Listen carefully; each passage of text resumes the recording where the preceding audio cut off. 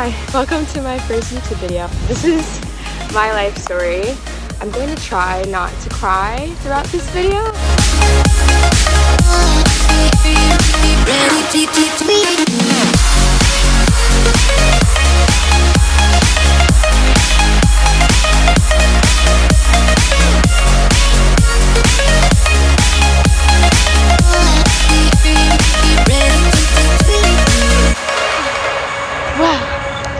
Life is amazing. So beautiful here. I'm currently in Thailand. I'm in Koh Phi Phi. I feel like when I travel, it helps heal parts of myself. Never knew that traveling could do that for me, but it really has. It's really impacted so much of my life, and honestly, traveling has made it's one of the reasons why I decided to stay alive. I just want to start by putting up a trigger warning. A lot of the things that I'm going to be talking about are things that I have gone through. Things like abuse, physical abuse, verbal, emotional. If you have any issues, anything that could be a trigger for you, please do not watch this video. I don't want anything that I say about things that I've experienced. I don't want them to trigger you in any sort of way. My name is Melissa Gallagher and I'm 20 years old. It's crazy, 20. I still remember when I was little. I'm pretty sure I have some type of PTSD from my childhood abuse, which causes me to relive certain moments and certain memories from my childhood past. So sometimes I feel like I'm still 12 years old again. I am the oldest daughter. I have two younger siblings, and they're 6 to 7 years younger than me. When I was 6 years old, it was just me, and I got pretty lonely. I ended up asking my parents if I could have siblings. I didn't know the responsibility that came with having a sibling. Being their sister was the best, but one of the hardest things I've ever had to live with during my life. I don't mean to say that they're a burden in any means, because being the oldest in my family didn't just mean taking care of my siblings, it also meant parenting my parents. It's different for every family, but at least in my family, I took on a lot of responsibilities. I basically raised my siblings. My father was always working. He was working night shifts, so during the day he'd be sleeping. My father wasn't very involved in our childcare because he would sleep during the day and he'd be working at night. We lived in the same house, but honestly, my father wasn't very involved. It gave me a huge relief because I knew the anger issues that my father had, and I knew that anything could set him off. But there was a part of me that was kind of broken because I did want a relationship with my father, but not the kind of person that he was. I'd look at other people and I'd crave the relationship that they had with their parents because their parents were involved. Their parents told them that they were loved. Their parents spent time with them. My mother and father are very unaffectionate people. In my house, it's tough love. We don't really tell each other that we love each other. We don't really give hugs. We don't give kisses, nothing. Like if I were to say, I love you, I still cringe at it sometimes just thinking about it because in my family, that is not a thing. I feel like that's why we really struggled because my family wasn't very communicative. My parents weren't big on communication. They weren't big on affection. And I feel like those aspects were the downfall of our family. If we ever disagreed on something, they would never want to communicate it. It was always, I don't want to talk about it, being like, and if I ever had something to say, even if I was being completely respectful, like, they'd always say anything that I would say back to them. If it's asking a question or respectfully saying that I disagree, it would always be, you're being so disrespectful right now. As the first child, I was pretty much their guinea pig or their test dummy child. They didn't know what they were doing as first-time parents, and they made all their mistakes on me. They took out all their anger on me. I've spent so long trying to change my family, trying to help our family. I think that was one of the hardest things I've ever had to accept, is that I cannot change people who do not want to change. So if you're listening to this, you cannot change everybody. You can't. That is something that person has to willingly want to do themselves. Because if those people do not want to change, they will not change. You can try as much as you want. You can love them as much as you want. But if they are not willing to put in the work, if they do not want to change, they will not. You cannot save everyone. I've always tried to save my mother from my father. He has a very troubled, lengthy history, and my mother has a deep background of abuse from her father. Her father was an alcoholic, and her whole family was abused there, except her mother, my grandmother, thought it would be better to stay together so that her children have a father than to break apart the family. Because my mother grew up that way, she ended up taking on the same practices within her own family. One of the saddest things, knowing that my mother came from that background, and yet when she had me, she looked at me and she didn't decide to break the cycle. My siblings they weren't mine. They weren't my kids, yet growing up, I felt like I was their mother. Growing up, I felt responsible for them. So when I would look at my siblings, I knew that I wanted it to be better. I knew that I wanted our family to be different. And so I fought for a very long time trying to heal and fix our family. And it really hurts me knowing that my mother, I was her firstborn child, and yet she looked at me and never felt the same. I know that it's hard coming from that kind of background and having to face the reality of your childhood, the reality of who you are now because of it. I know that it's hard to face these things, and I know that it's hard to break the cycle, but it still hurts me knowing that she knew and I wasn't worth it to her. My father has a history of being a very bad alcoholic, but when he met my mother, he stopped. My father and mother were very religious for a time. Eventually, my father started drinking again. And growing up, my father would always have fights with my mother. They'd always be fighting. They'd always be going back and forth. And I feel like that was very damaging for me growing up, watching my father hit my mother. And I don't think it wasn't just hitting. My father would brutalize her sometimes. Growing up, that was very hard to watch. It was very hard to listen to. And it really set a bad example for me growing up, especially with my future decisions and choosing a partner. Because I saw that growing up within my family, I thought that was normal. I thought that was okay. And I'm telling you, to those who are listening, it is not normal. It is not okay. I just want to preface by saying that growing up, and still even now, I fought my mother. And going no contact with them and my whole family, especially my siblings, it was honestly the hardest thing I've ever had to do.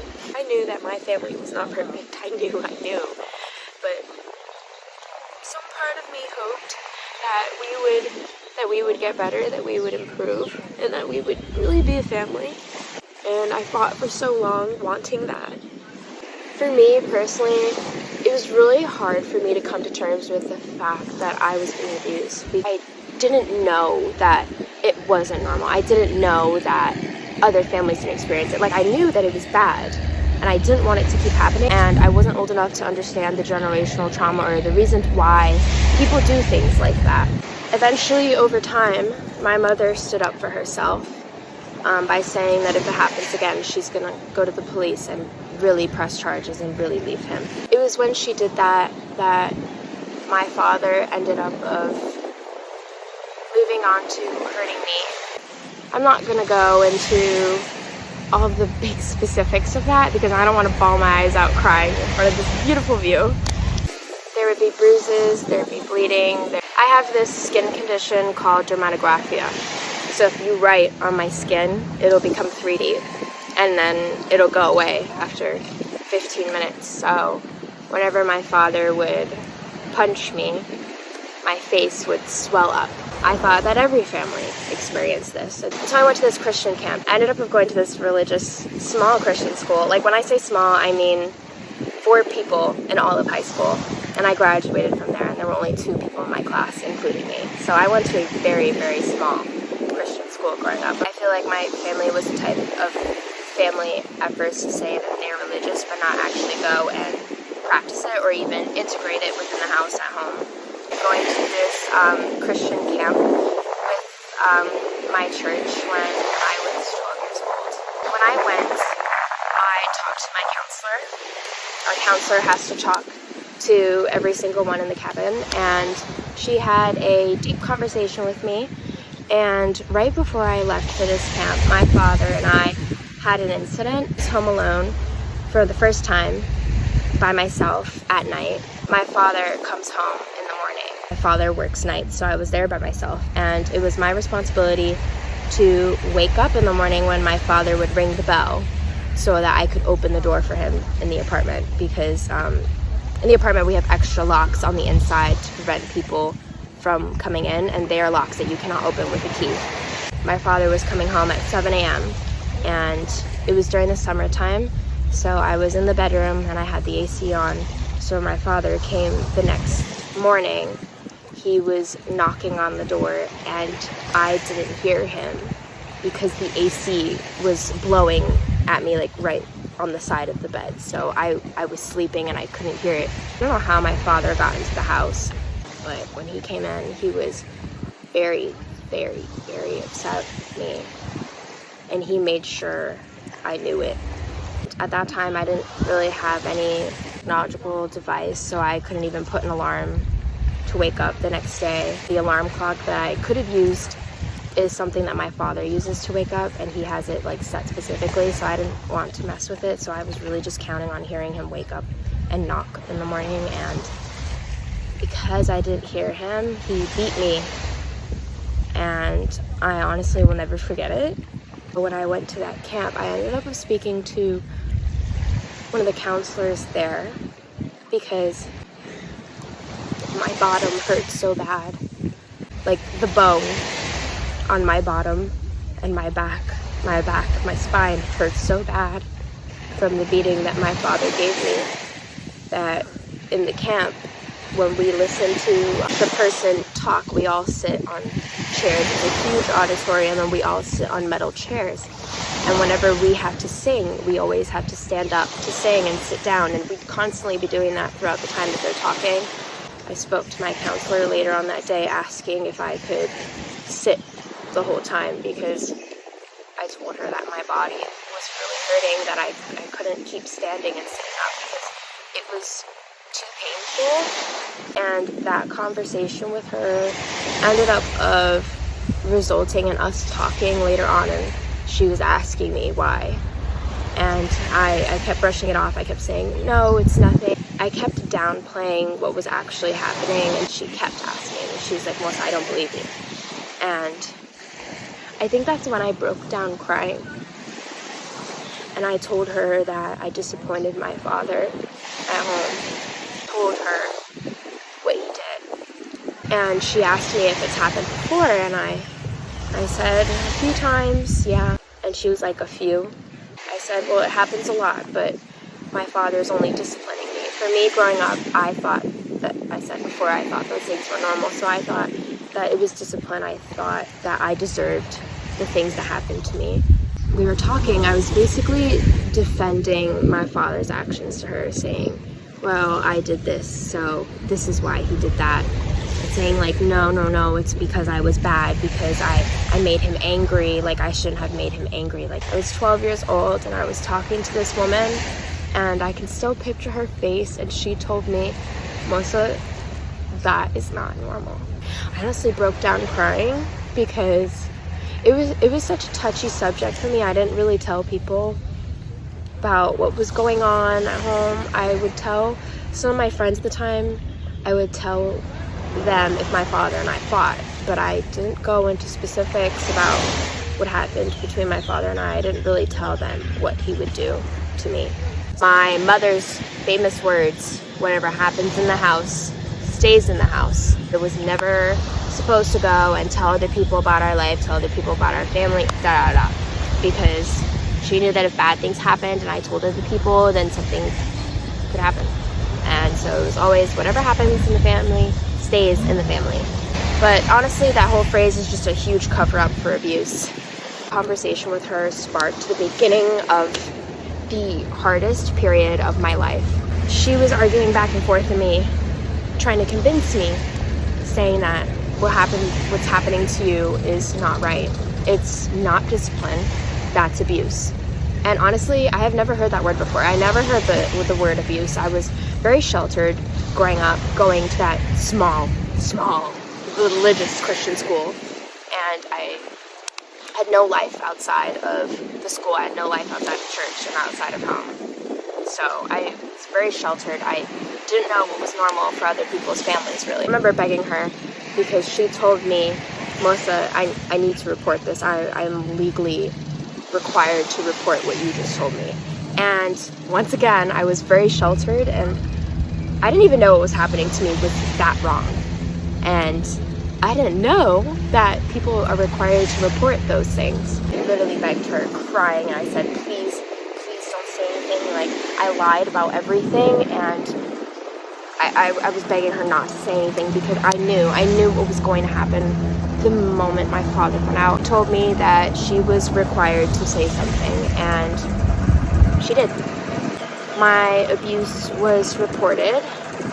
I came back home from camp, and I went to church, and one day the pastor holds me aside, telling me that CPS is going to come to my home, saying that I have to tell my parents. I ran away. Like, I left the church, and people had to go looking for me because and when they found me, I told them, I was like, please don't send me home. Like, I cannot go home. Please, can you not report it? Please. I lied about everything. Like, I was begging everyone to not send me home or to not tell my parents and to not get CPS involved, because I don't think my parents realized this, because when my abuse was reported, they hated me. I don't think they realized that I fought to not have my life reported. I fought for nothing to happen. I didn't even know that what was happening to me was wrong, and I begged people to not say anything, and it didn't work out in my favor. CPS got involved, and I was so back and forth. I talked to so many people, but it was one person that told me that, Melissa, if you don't report this, when you grow up and you leave the house, your father will go and do the same exact thing to your siblings. And that one person honestly changed my entire perspective. I'm not going to boost myself up to be an amazing, great person, because I'm not. Being honest, because of the things that I went through during my abuse, and because I was young and I didn't know any better. I'm going to be honest, I hurt my siblings growing up. I hurt them a lot. And I still regret it to this day. I didn't know any better. I know now that I was basically just projecting the way I felt about what my father would do to me. And because I thought that what my father was doing to me was discipline, I did it to my siblings when they would do something bad, and I'd discipline them. And I was very angry growing up. I was a very angry person, and I would take my anger out on my siblings. And if you are watching this right now, if my siblings are watching this right now, I am so sorry. I wish I could take it back. I didn't know any better. And I was coming from a very hurt place.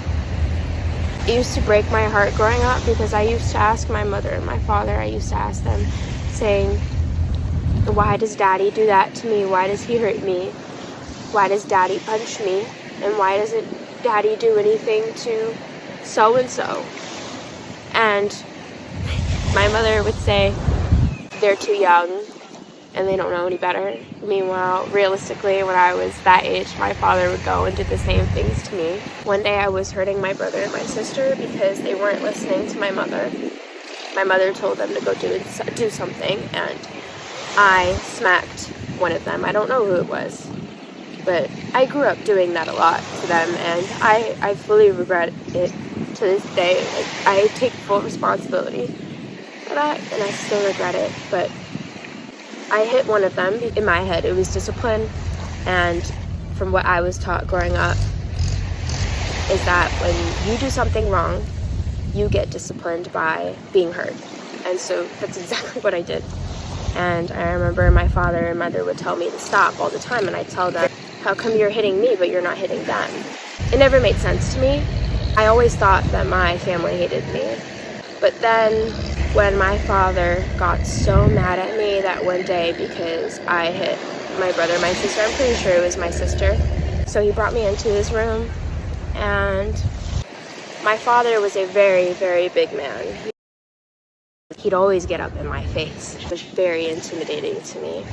Night, he got right in my face, like this, full blown out, yelling at me. He was so red, he was so mad. There were veins popping out of his neck and out of his forehead, and he was screaming at me. Like, how many times have I told you not to do this? You don't listen. You don't put your hands on your brother and your sister. And I normally wouldn't talk back to my father because he was a very scary man to me. He was also a very scary man to other people. Whenever he'd show up at my school, everyone would be intimidated by him. Even actual full-blown teenagers at that time, they'd be like, wow, your dad's so big, he's so muscular. Yeah, trust me, I know. I can't do this, I can't do that. And I said, why? If they do something bad, why don't you do anything? Why doesn't mommy do anything? Why do you only do it to me? When you get mad at me, why don't you do it to them? He got so mad at me, and he told me to stop talking back. And he said, I will never forget what he told me. I honestly will never forget it because it has stuck with me since then. My whole life I felt like my family didn't love me, and what my father told me confirmed that they didn't. And he told me, I don't hit your siblings because I love them. And I stopped fighting. I stopped talking. I stopped saying anything. And I just let my father beat me.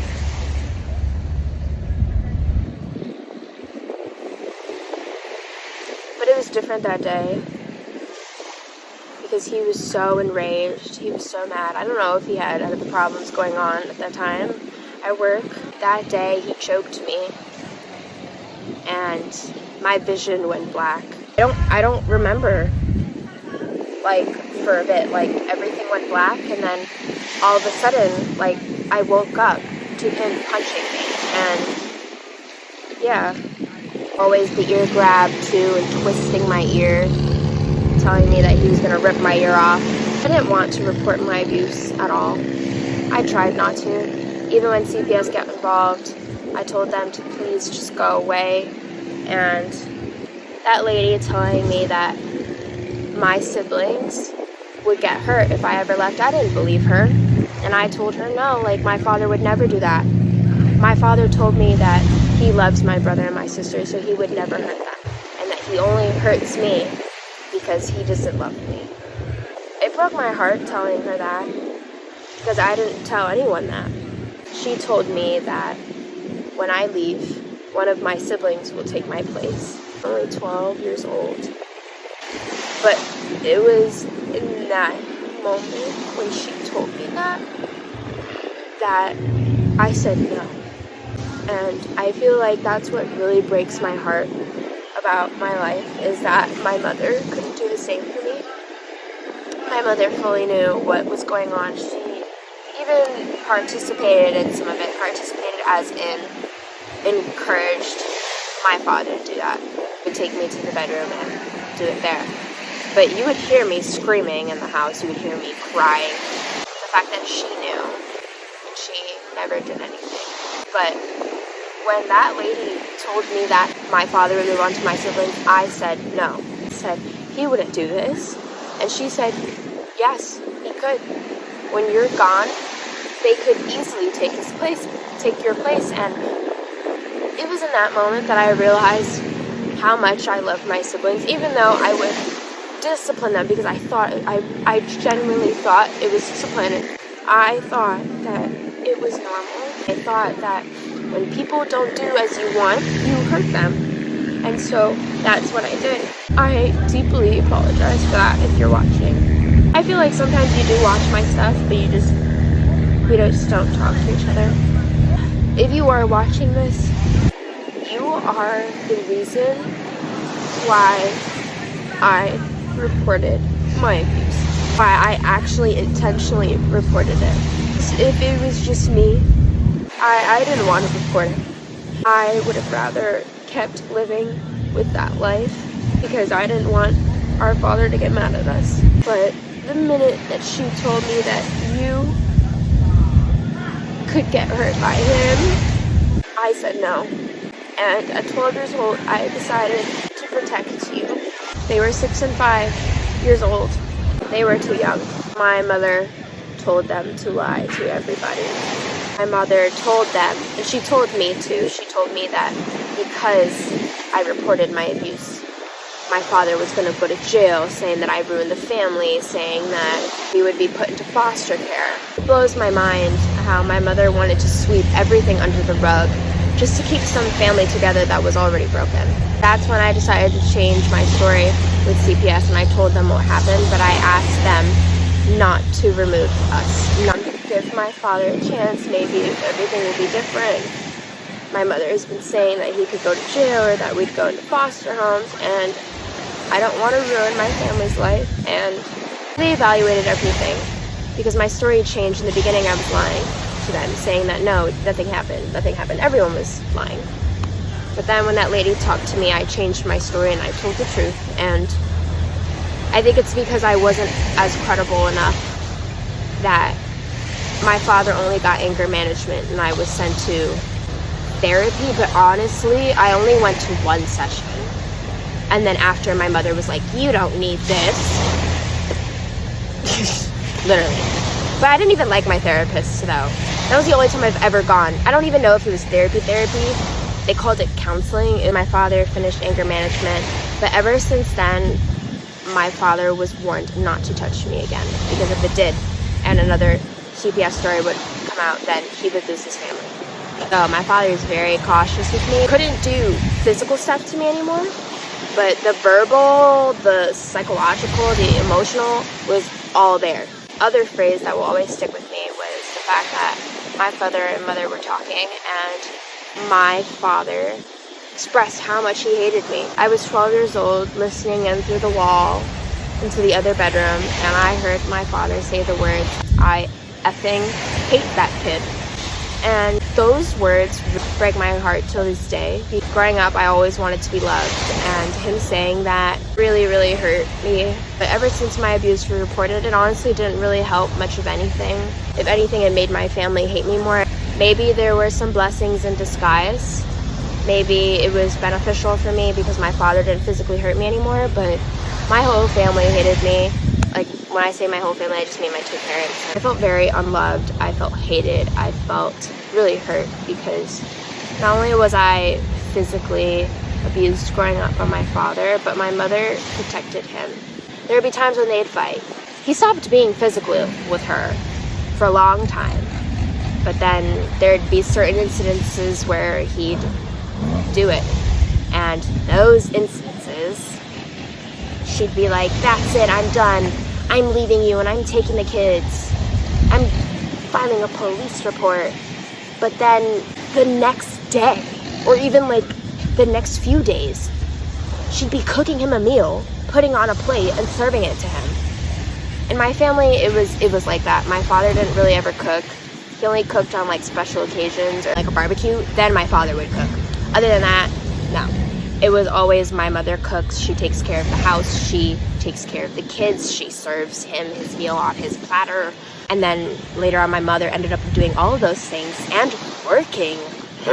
Honestly, my mother took on a huge burden in our family of responsibilities, and kudos to her because I could never, and I will never be as degraded as my mother.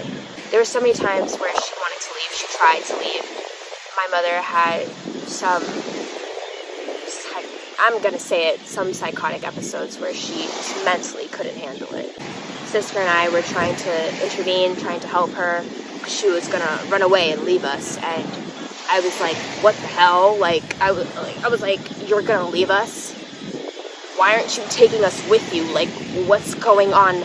Motherly instincts where? There were several times where she tried to leave us.